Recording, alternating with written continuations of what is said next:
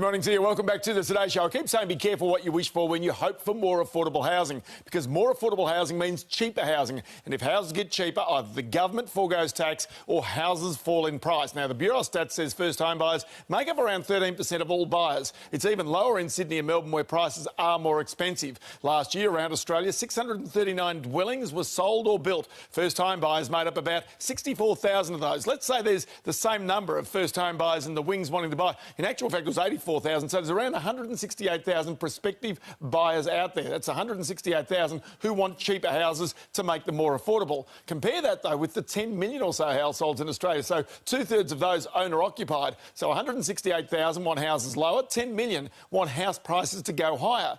Or I can put it the opposite way. If house prices fall, 168,000 benefit, 10 million or so suffer. So which way do you and the nation really want house prices to move? Up, of course. Also, a word of warning to the Treasurer. He's praised a UK financing model where a bank or government stumps up 25% of the equity for a new home buyer in what's called a shared equity arrangement. It's really interesting. He called it. And yes, the UK government does have those shared equity housing finance deals. But the UK has also had a mis-selling scandal after buyers of these types of home financing discovered their banks, specifically Barclays and Bank of Scotland, took 75% of the house price rise on top of charging 6% plus interest for the life of that deal. Some of those who bought the house with those shared equity deals became locked into the house and the mortgage because it was too expensive to get out. That's because they made so little of the house price increase. So, Treasurer, be careful what you wish for as well. Oh, an interest rate decision today? It'll be on hold. More on that shortly.